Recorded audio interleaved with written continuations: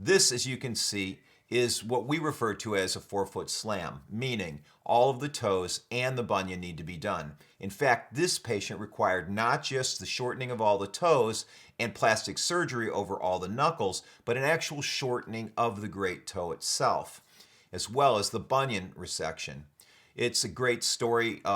As far as this patient goes, we did a contest rather, at the Working Woman Survival Show, which is a conference that's held in St. Louis every year.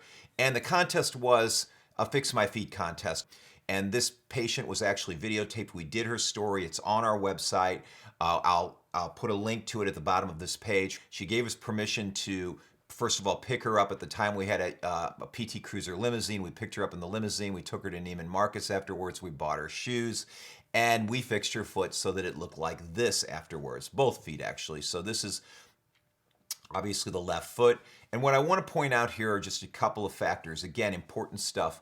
The toe needed to be shortened. In this particular case, we did need to fuse the great toe at the great toe joint in order to straighten the toe. That loss of function does not mean much when it comes to sacrifice, so that she still could be athletic, she could run marathons, she could do anything she wanted to do.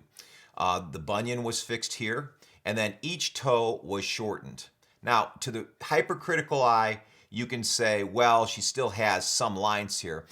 In my defense, I think these lines will disappear over time. This was probably about 6 months post-op, so these lines actually do disappear. But while we're on the subject of looking at this foot, I wanted to mention that when we treat African American feet, and we do quite a bit of it at Feet for Life centers, we have to take into consideration hyperkeratosis and keloid formation. So we know that these keratotic lesions tend to look a little bit different sometimes in dark pigmented skin. And the predisposition for hypertrophic scarring is always there. I very rarely see keloids, but hypertrophic scarring does exist. So you have to watch that, and you have to know what you're doing. And that's a question for your surgeon. So to finish this video, I'd like to invite you to look at other videos in this series. You'll see a few more examples of before and after pictures, but I just want to point out, as I will in all of these videos, how to find a doctor that does this kind of work. So doctors come in many flavors, as you know, and there's many skill sets. Some doctors are better with their hands than others. Some doctors are better diagnosticians. So we know that. We're only human. So how do you find a doctor that does this kind of work? My advice is to find a nurse that works in a surgery center or hospital setting and sees doctors do this kind of work regularly. He or she can make a great recommendation for you because he or she is seeing this kind of work on a daily basis.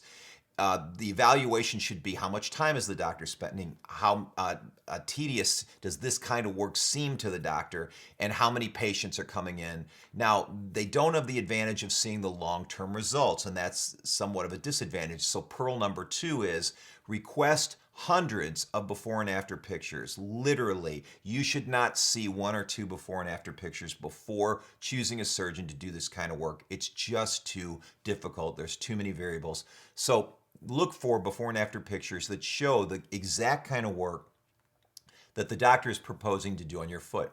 And finally, look for reviews. Look for 5-star reviews on the internet. They're out there now. And if a doctor is conscientious, they will receive many, many reviews on the subject of reconstructive foot surgery. So look for those. And that's about the best you can do.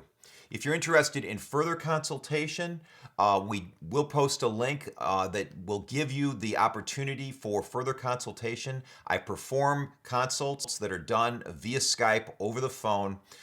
It's very reasonably priced, and I'm more than happy to look at your foot. Photographs of your foot and x-rays, if you have them, can be sent to me, and we can do a conference so that I can discuss some of the variables that are suited to your particular needs as a patient. So anyway, I want to thank you for watching literally one of the first YouTube channel videos that I've shot. I've taken literally my house and turned it upside down and turned kids that have gone away to college's bedrooms into studios so that I can bring you the best content I can. Please subscribe to my channel, and if you like this video, please give me a thumbs up.